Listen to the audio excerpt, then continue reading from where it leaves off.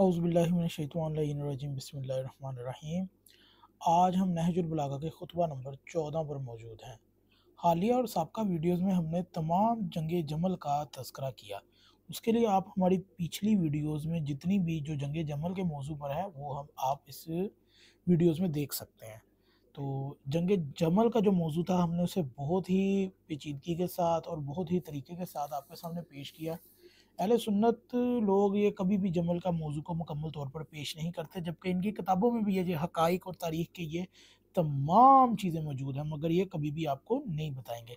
तो उसके अंदर हमने बताया कि तलहा और ज़ुबैर कैसे बार-बार हज़रत अली की बैत करते थे, छोड़ते थे। आयशा कैसे उस्मान के घर का मुहासरा हुआ था और वो मक्का चले गई हुई, और फिर वहीं पर उन्होंने जब उस्मान कत्ल हो गया तो पहले तो वो खुद कत्ल के फ़तवे देती थी, जब कत्ल हो गया तो वो इस पे खुश थी, और बाद में जब उन्हें पता चला कि बैत तो हज़रत अली की हो गई है, तो वो साथ में ही उन्होंने अपना रंग चेंज किया और वो हज़रत उस्मान के खून का बदला और क़सास के लिए निकल पड़ी, और मक्के से वो बसरे की तरफ चली गई। और अल्लाह के नबी की क्या-क्या हदीसें मौजूद थी वो भी हमने उस साबका वीडियोज़ में बता दी। तो जंग जमल का हमने पूरी मंज़रकशी खींची है। आप वीडियोज़ के थंबनेल पे भी जाकर आपको जमल के तमाम वाक़यात मिल जाएँगे।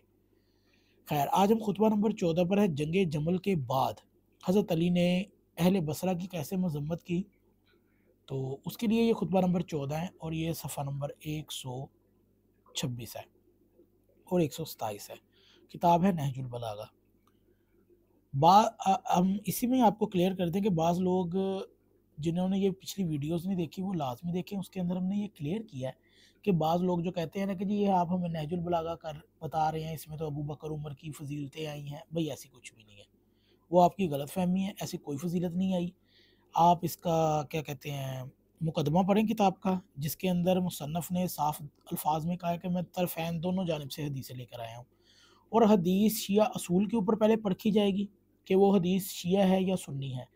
और इंजीनियर साहब जो आपको झूठा प्रोपेगेंडा और ड्रामा करके गए हैं ना कि जी वो तो वहाँ पर लिखा है फ़लाँ, फ़लाँ, फ़लाँ, और बुखारी में और अबू दाऊद ने भी यही हरकतें की हैं कि भई आप लोग हमारी किताबों के साथ ना जुड़े। वो जो आपने शरह इब्न अबी हदीद मुतज़िला फ़िरक़ा का जो इमाम है ना अबी हदीद, उसकी शरह पढ़ के वो सुना रहा है, वो अपनी सुन्नी पढ़ के सुना गया आपको और आप लोगों को गुमराह बना गया है। किसी शिया का पढ़ के दिखाना था ना, किसी सुन्नी का बता गया वो आपको। तो ये इनकी हकीकत है, क्योंकि नीचे वाले तो गुमराह होते हैं ना, उन्हें स्टूडेंट्स बनना है, स्टूडेंट्स बनने का शौक है उन्हें, तो वो फिर स्टूडेंट्स की यही हालत है। खैर, खुतबा नंबर 15 ये भी अहले बसरा की मज़म्मत में है। तुम्हारी ज़मीन समंदर के यानी कि पानी से करीब, यानी कि बसरा की ज़मीन समंदर के पानी के करीब है और आसमान से दूर है। तुम्हारी अक्लें सुब्क और दानाइयाँ ख़ाम है। तुम हर तीरंदाज का निशाना, हर खाने वाले का लुक़मा और हर शिकारी की सेध अफ़ग़ानियों का शिकार हो। और फिर खुतबा नंबर 15 में क्या किया?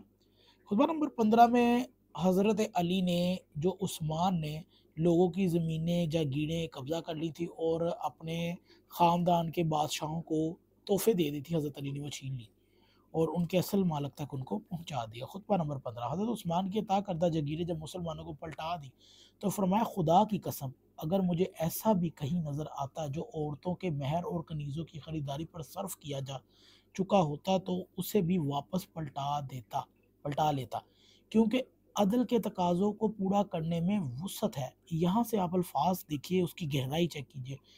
और जिसे अदल की सूरत में तंगी महसूस हो, यानी कि जिसे अदल होते हुए ये महसूस हो कि यार मैं तो तंग हो गया हूँ, उसे जुल्म की सूरत में और ज़्यादा तंगी महसूस होगी। मतलब कि अगर किसी ने किसी पे जुल्म किया है और उसका अदल हो गया है, तो जो जुल्म करने वाला है उसे तो उस पे तंगी महसूस होगी, लेकिन जब उस पे जुल्म की बारी आएगी ना, तो उसे ये तंगी ज़्यादा महसूस होगी निस्बतन इस तंगी के। तो ये जुमले नहायत ही फ़सीह हैं, बलीग हैं। और ये था खुतबा नंबर 15 और खुतबा नंबर 14। अगले खुतबे के लिए आप अगली वीडियोज़ देखिए।